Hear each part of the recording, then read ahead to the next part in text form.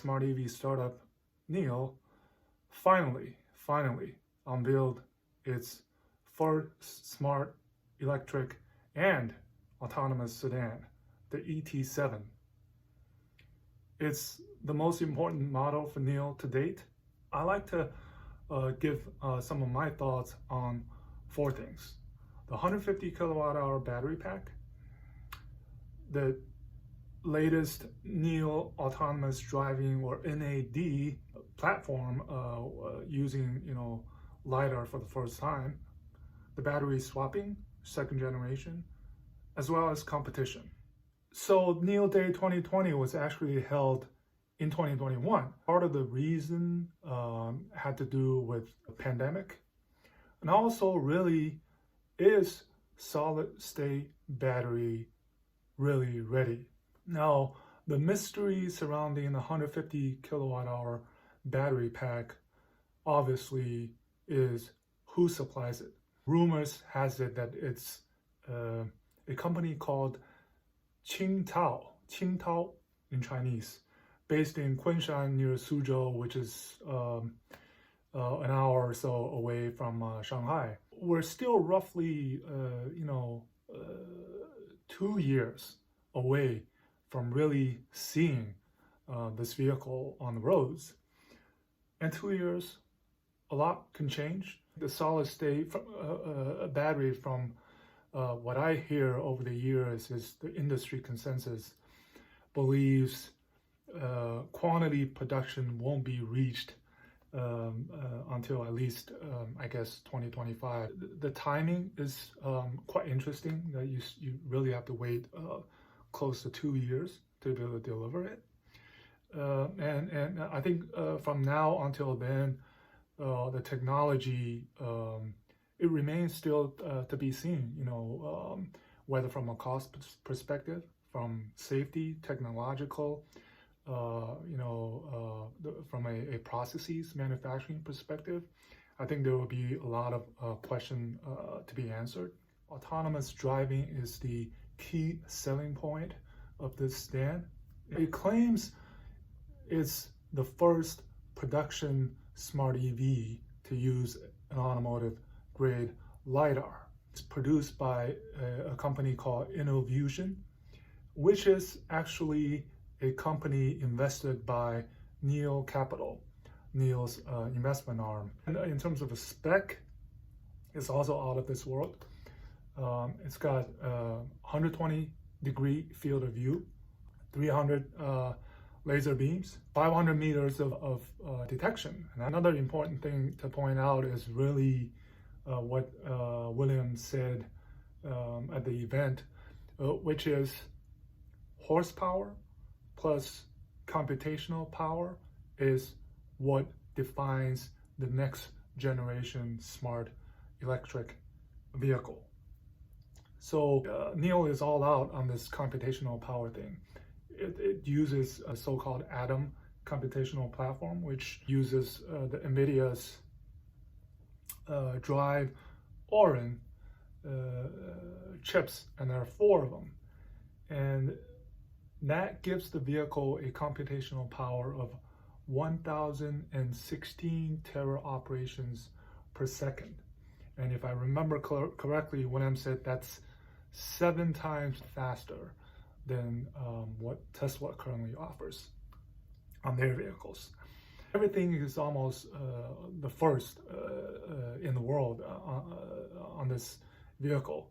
2021 is supposed to be the year of level 3 or ISOF, autonomous driving, really getting into production vehicles. Now, NIO's competitor Expo Motors is launching its own smaller sedan later this year, with also equipped with LiDAR. So I think this is year that we will see really 2 things: the use of LiDAR on production smart EVs, and as well as the deployment of level 3 autonomous driving, considering that the policy environment is getting more supportive, computational wise, hardware wise, software, technology readiness. So we're going to see that rollout. So autonomous driving ET7, really, that's I think one of the biggest selling point. NIO also announcing the so-called autonomous driving as a service, which means that users will be able to pay per month to use full capability for the NAD, paying a monthly fee rather than purchasing outright. And then for those that don't, they only offer 19 assisted autonomous driving functions. So I think this is really a killer feature for the ET7, and many first used technologies used on this vehicle. But then again, we're still more than a year away from seeing this vehicle on the roads and delivered. Battery swapping. It's fair to say battery swapping is probably one of the key factors that has gotten NIO to where it is today. NIO has so far done a successful job as far as battery swapping is concerned, using its proprietary battery swapping technologies. So far, NIO already has 177 battery swapping stations across China, and its plan is to increase this number to 500 by the end of the year. So the second generation battery swapping station basically adds more capability. It expands the number of available battery packs to 13, and as high as 312 battery changes can be conducted in a single day. And so far, by the end of the last year, NIO has completed more than 1.49 million battery swaps. And the thing about the second generation battery swapping is really NIO wants to make it more easier.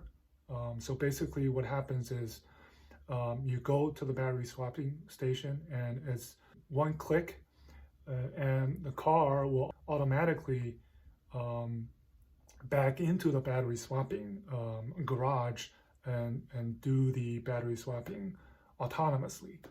And once it's done, it'll be drive out by itself. The process will be more smoother. Now, with the battery swapping, the only issue I see is if you have a 1,000 kilometer range and you also have the battery swapping, does that defeat each other? I hear from one of the people from NIO that what he thinks is the 70 kilowatt hour battery pack is really enough if you drive in city conditions or suburban conditions because of the battery swapping capability. And you can really use the NIO's battery as a service leasing model, sort of, to kind of upgrade to a higher kilowatt hour battery by the month. So really there's a lot of flexibility that goes on with the battery swapping. And also NIO has its own home charging and destination chargers throughout the country. Battery swapping along with the solid state battery, which gives a much higher range. I don't know. My personal opinion is that, do you really need that long of a battery range? More than 1,000 kilometers with a heavier battery pack hauling it around, and with the unproven technology of solid state. So this will be one of the issues that we will be watching. Competition. Now, NIO has always reiterated that its competitors And the traditional luxury brands like Audi, Mercedes, BMW, Porsche, and others that and their internal combustion engine vehicles. I think with the ET7, based on its size, obviously that puts it in direct competition with the Audi A8L, BMW 7 Series, and the Mercedes S-Class, as well as perhaps the Porsche Taycan. The pricing point obviously is a big topic. It's around 500,000 RMB before subsidies, and if you choose the battery as a service leasing model, the price point goes to below 400,000 RMB. Is ET7 expensive? Yes and no. No, because I think for NIO, all of these models, it claims to have the highest transaction price among all of the smart EV startups in China, well above 400,000 RMB. But I think really what makes NIO successful is really its user community, and also how it services its owners. I think really where you pay, you don't pay a premium for the NIO brand. I don't think it's there yet, but I think you pay for the service, the community, the camaraderie, and really I think if you look at the monthly active users on the NIO app and the NIO Day, which is totally organized and produced by its own user base. The owners value this user community, and also really how much effort NIO spends to take care of its customers. So in summary, I think the ET7 is currently in a league of its own. NIO has pulled all the stops as far as features are concerned. A lot of worldwide firsts they've never seen on a vehicle before.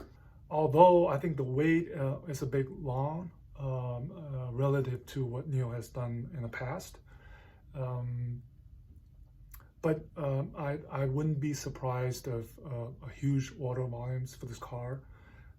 There's a lot of from a lot of customers to the NIO brand, as well as some of the existing ES8 owners who might be in the process of upgrading to a new car or buying an additional car. So I don't think there will be any problem in terms of demand. I think the only issue will be from now until when delivery actually starts, more than a year times, how much of the features will be exactly remain on the vehicle once the delivery starts, and whether they will work smoothly.